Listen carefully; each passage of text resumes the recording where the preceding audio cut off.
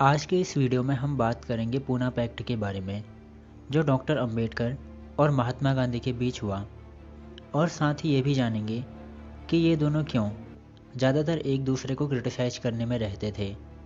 लेकिन सबसे पहले इसका बैकग्राउंड जानना इम्पोर्टेंट है कि क्यों डॉक्टर अंबेडकर और महात्मा गांधी के बीच पूना पैक्ट हुआ।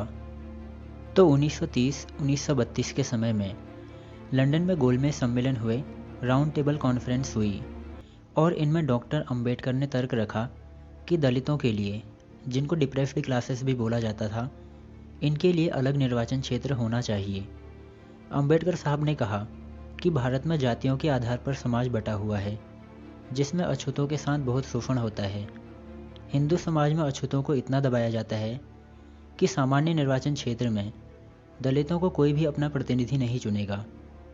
और डॉक्टर अंबेडकर की इस बात को ब्रिटिश प्रधानमंत्री रैमजे मैकडोनाल्ड और उनकी टीम मान गई, और इसके बाद 16 अगस्त 1932 को कम्युनल अवार्ड की घोषणा की गई। इसमें अछूतों, डिप्रेस्ड क्लास को भी अलग निर्वाचन क्षेत्र देने की घोषणा की गई, जो मुसलमानों, सिखों और ईसाइयों को पहले से ही दिया जा रहा था।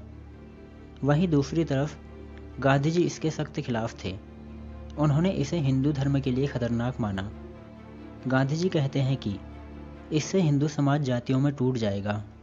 इसलिए गांधी जी ने 20 सितंबर 1932 को पूना की यरवदा जेल में आमरण अनशन शुरू कर दिया। उन्होंने कहा कि मैं मर जाऊंगा, लेकिन दलितों को हिंदू समाज से अलग नहीं होने दूंगा। लेकिन अंबेडकर साहब को डर था कि दलितों के लिए अलग निर्वाचन नहीं होगा तो ऊंची जाति के हिंदू नेता दलितों के हितों को कभी भी नहीं देखेंगे। वो दलितों को असली ताकत देना चाहते थे। इसलिए डॉक्टर अंबेडकर अलग निर्वाचन छोड़ने को तैयार नहीं थे।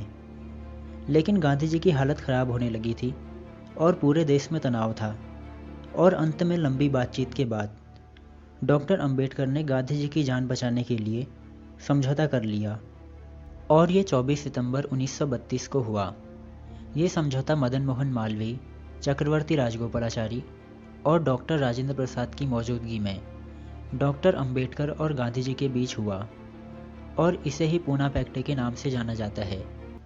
और इस समझौते के बाद दलितों के लिए अलग निर्वाचन क्षेत्र की मांग को खत्म कर दिया गया, लेकिन इसके बदले में दलितों के लिए ज़्यादा सीटें रिजर्व कर दी गई। जो 1935 में भारत सरकार अधिनियम आया था, इसमें दलितों के लिए 71 सीटें रिजर्व थी, जिनको बढ़ाकर 148 कर दिया गया।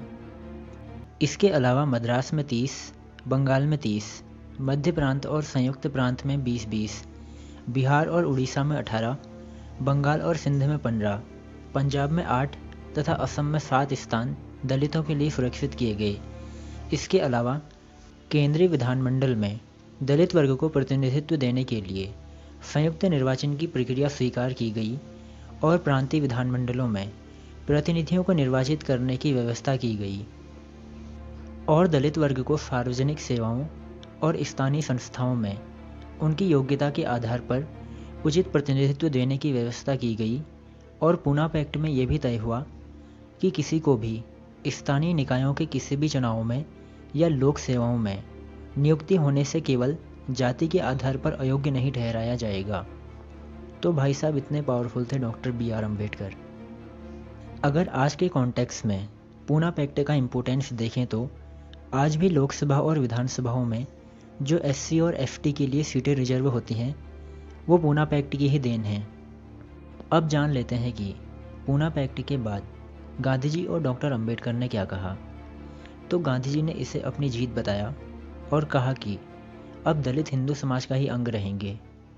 और वहीं अंबेडकर साहब अपनी book what Congress and Gandhi have done to the untouchables के चैप्टर 9 में लिखते हैं कि मुझे गांधी जी की जान बचाने के लिए अपने लोगों के राजनीतिक अधिकार कुर्बान करने पड़े। मेरे पास कोई चारा नहीं था। गांधी जी ने अपनी जान को हथियार बनाया। ये मेरी ज़िंदगी की सबसे बड़ी हार थी।